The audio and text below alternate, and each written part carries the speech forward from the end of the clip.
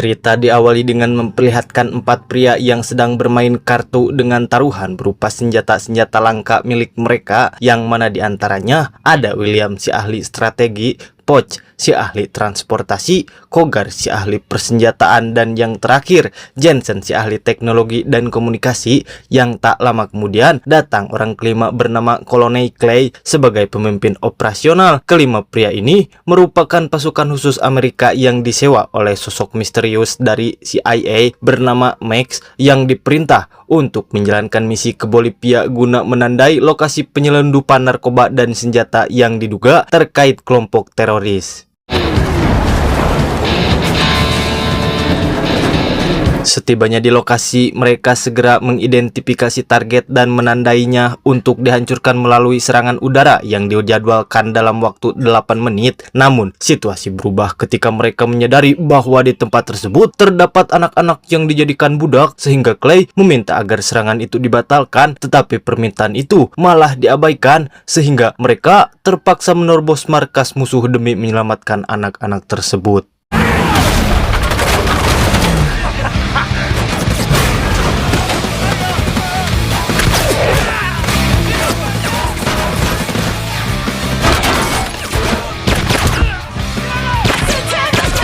Waktu terus berjalan dan tersisa 4 menit sebelum bom dijatuhkan dari pesawat tempur milik Max. Clay membagi tugas kepada timnya, di mana Jensen dan Poch ditugaskan mencari kendaraan untuk melarikan diri, sementara ia sendiri masuk ke dalam ruangan tempat anak-anak ditahan dan segera membebaskan mereka. Namun salah satu anak kemudian memberitahu bahwa saudaranya dibawa ke lantai 2 sebagai sandera oleh pemimpin di sana, dan tanpa buang waktu, Clay segera menuju ke atas sambil menghadapi para penjaga. Okay, you go over there with him. Come on, Mama. Come on. You got this. Get him out.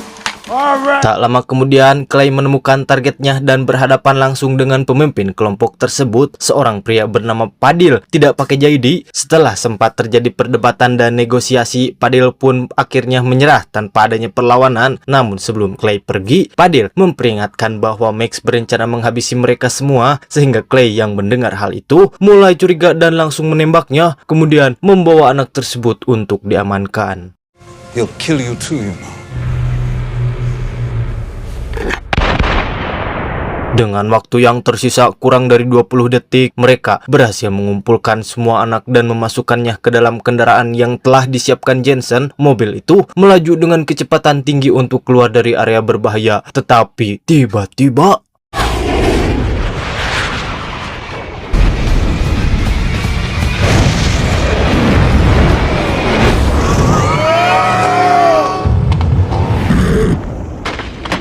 akibat ledakan tersebut membuat mobil itu kerusakan di kebun cau. Meski demikian, berkat kemampuan mengemudi Poch, kendaraan itu akhirnya berhenti dengan selamat di area berlumpur. Beruntung semua orang yang di dalamnya selamat, sehingga Clay segera memimpin mereka menuju titik evakuasi untuk mencapai helikopter bantuan.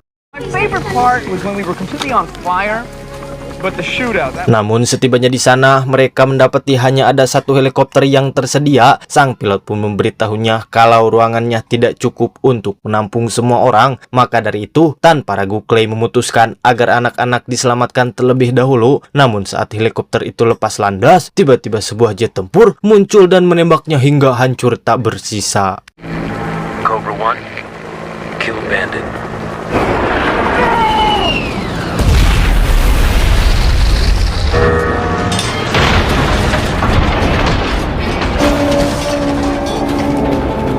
Menyadari bahwa mereka telah dikhianati dan dijadikan target, Clay dan timnya menyimpulkan bahwa agen CIA ingin menghapus jejak dengan membunuh mereka semua. Untuk mengelabui musuh, Clay mengumpulkan identitas mereka dan melemparkannya ke dalam reruntuhan, seolah-olah mereka telah tewas di kejadian tersebut. Dengan kabar bahwa 25 anak turut menjadi korban, kelima pria tersebut pun bersumpah akan membalaskan dendamnya.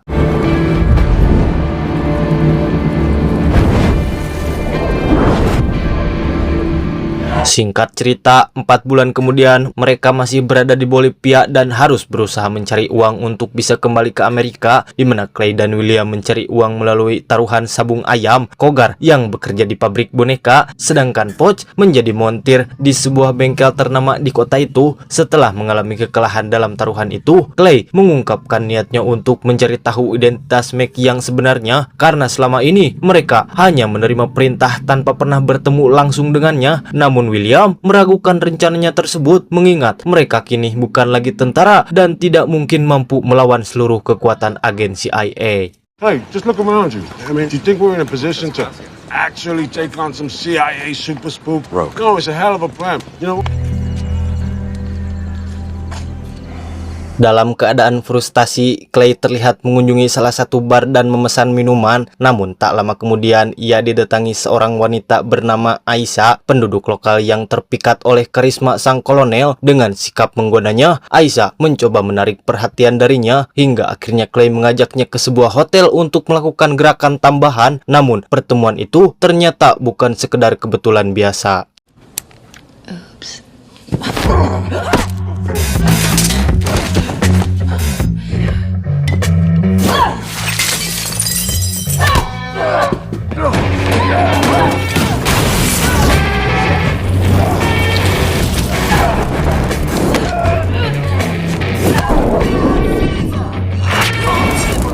Dari hasil pengamatannya di TKP, Aisyah menyadari bahwa kelima pria tersebut masih hidup dengan cara menghitung jumlah gigi di reruntuhan helikopter. Maka dari itu, ia menawarkan kerjasama kepada Clay untuk membantunya kembali ke Amerika dengan syarat mereka harus membantu menemukan dan membunuh Max. Tanpa banyak pertimbangan, Clay menyetujui tawaran tersebut dan sebelum berpisah, Aisyah memberikan sebuah alamat untuk pertemuan berikutnya. Just meet me here tomorrow. And bring your boys. Goodbye.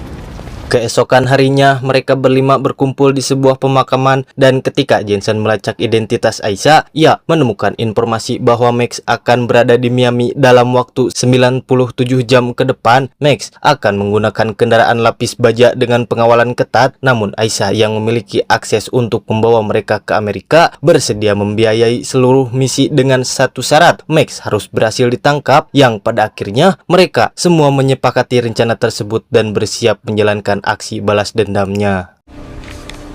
They started it.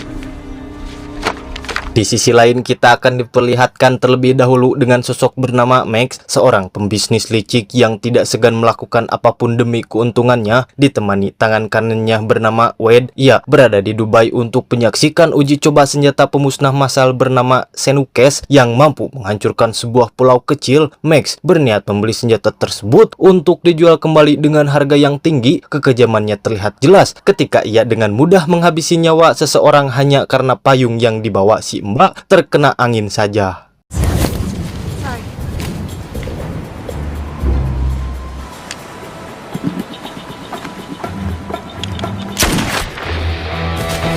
Cerita kemudian kembali pada 5 pria tersebut yang berhasil diselundupkan ke Amerika oleh Aisyah dengan cara bersembunyi di dalam peti, dan dengan gagahnya mereka segera pergi meninggalkan tempat itu untuk menyusun rencananya. Dengan menyamar sebagai tentara yang mengalami kecelakaan, William dan Jensen memancing kedatangan tim medis yang ketika helikopter medis tiba, Kogar pun melumpuhkan para petugas itu, sementara Poch mengambil alih kendali helikopter tersebut.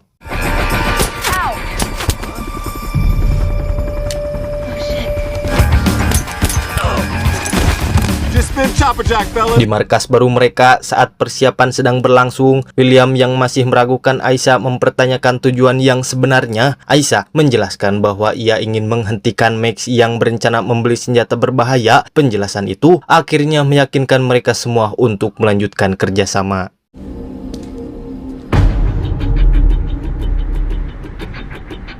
Singkat cerita, misi di Miami pun akan segera dimulai. Ketika Wade memberikan instruksi kepada pasukannya, William yang telah mengawasi situasi berhasil menembakkan alat pelacak ke salah satu mobilnya, sementara Kogar bersiap di atas gedung untuk membidik targetnya. Namun ketika rombongan Max mulai bergerak, tiba-tiba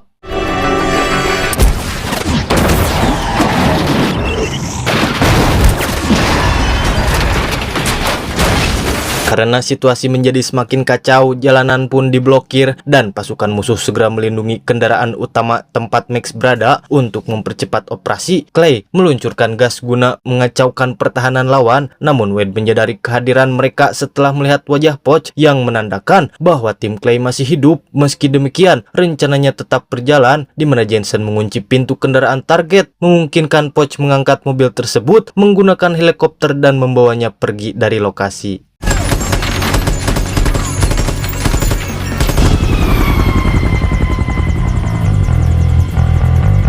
Setelah semua berkumpul di markas, mereka mencoba membuka kendaraan yang telah dibawa, namun ternyata di dalamnya tidak terdapat Max, melainkan hanya pasukan Amerika biasa. Ketika diinterogasi, para prajurit itu bahkan tidak mengetahui siapa Max sebenarnya. Aisyah yang dianggap telah berbohong oleh mereka, namun Clay masih mencoba memaafkannya dengan harapan bahwa hard drive yang ditemukan dapat membantu mengungkap keberadaan Max. Berbeda dengan William yang sudah muak, ia memilih untuk tidak melanjutkan balas dendam dan hanya menginginkan kehidupan yang normal saja. Locked out. Without a decryption key that goes with this, you're looking at a really cool paper. Namun ketika Clay berusaha menjelaskan tujuannya, pertikaian pun tak terhindarkan hingga akhirnya mereka semua dibius oleh Poch. Dari situ terungkap bahwa Max bukan bagian dari CIA, melainkan seorang penyelundup yang memanfaatkan nama agensi tersebut. Selain membawa beberapa pasukan, kendaraan itu juga menyimpan sebuah hard drive milik perusahaan Goliath yang hanya dapat diakses dengan algoritma khusus dari perusahaan tersebut. Again, because of a woman? Cut her loose. Cut her loose. Di tempat lain, Wade menemui Max untuk melaporkan bahwa Clay dan timnya masih hidup. Ia juga menjelaskan bahwa merekalah yang menyerang dan mencuri hard drive tersebut. Menyadari ancaman yang ada, Max segera memerintahkan Wade untuk mengumpulkan 18 pasukan bersenjata dalam waktu 12 jam. Regularity events? Not a ton. Keesokan harinya, Jensen yang ditugaskan oleh Clay menyamar sebagai kurir untuk memasuki kantor Goliath. Ia menghubungi Henderson alias kepala HRD di sana. Jensen mengaku dari bagian keamanan dan meminta Henderson turun ke lobi karena ada masalah penting. Sebagai seorang teknisi, dia beralasan kepada sekretaris di sana akan memperbaiki komputer Henderson yang rusak. Lalu dengan cepatnya, Jensen mengambil data algoritma yang dibutuhkan. Namun tiba-tiba, security datang untuk menghadang dan di saat dirinya terkepung, di mana Jensen tiba-tiba mengancam security sehingga dia berhasil lolos dari kejaran itu. I'm warning you. Telekinetic way out of this.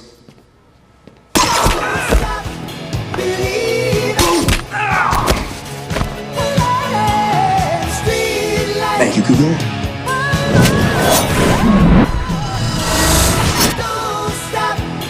Setibanya di markas, Jensen menggunakan algoritma tersebut untuk membuka isi hard drive. Ternyata di dalamnya tersimpan informasi tentang uang sebesar 400 juta dolar milik Max, hasil dari penjualan senjata berbahaya kepada pihak teroris. Selain itu, terdapat pula rekaman yang menunjukkan bahwa markas Max berada di pelabuhan Los Angeles.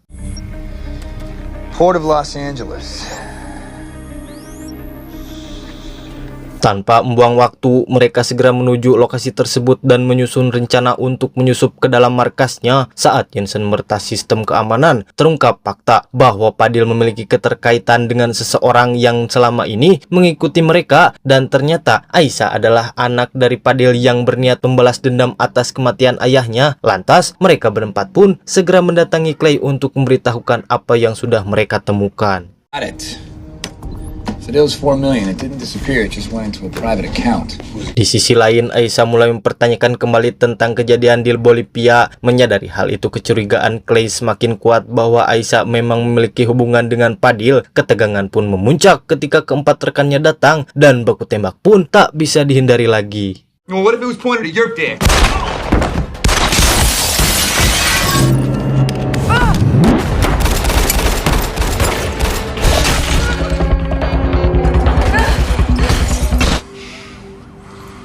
Clay,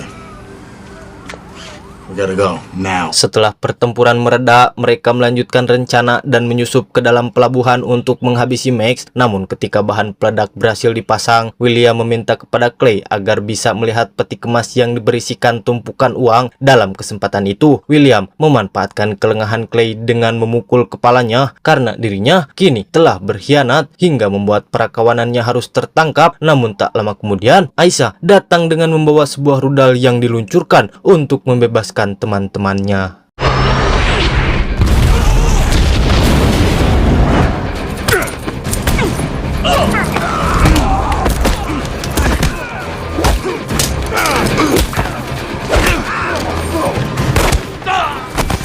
Setelah berhasil melepaskan diri, mereka berkumpul di antara peti kemas. Namun Aisyah datang dengan menodongkan senjatanya, menuntut jawaban tentang siapa yang telah membunuh ayahnya, yang padahal sebenarnya Fadil mengetahui rencana Max dan berniat menghentikannya. Namun ketika Clay akhirnya mengakui perbuatannya, situasi kembali memanas hingga Aisyah terpaksa menembak musuh yang mencoba menyerang mereka.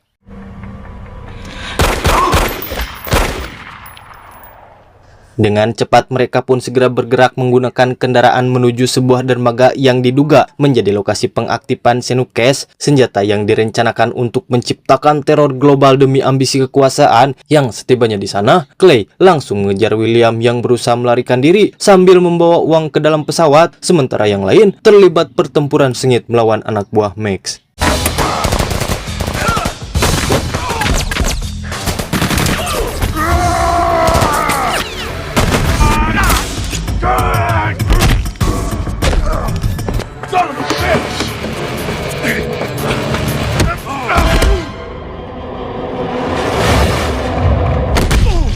Wade yang mengetahui rencana pelarian William segera mengejarnya menggunakan motor, sementara Clay berdiri di jalur antara pesawat dan kendaraan tersebut bersiap menghadapi situasi yang semakin kacau sambil menunggu momen yang tepat untuk bertindak. Take him.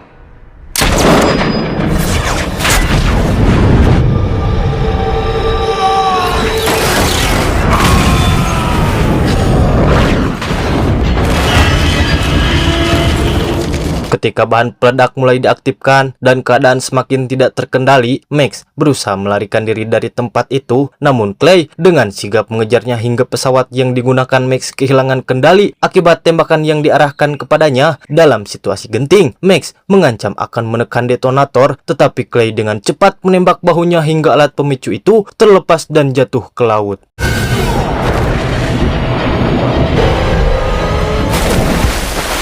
Beruntung Clay berhasil mengamankan detonator tersebut. Yang tak lama kemudian rekan-rekannya datang untuk memberikan bantuan. Namun si bangsat Max berhasil melarikan diri, tetapi setidaknya mereka semua selamat dari ancaman ledakan besar yang dapat menghancurkan segalanya. Yo, let's go home.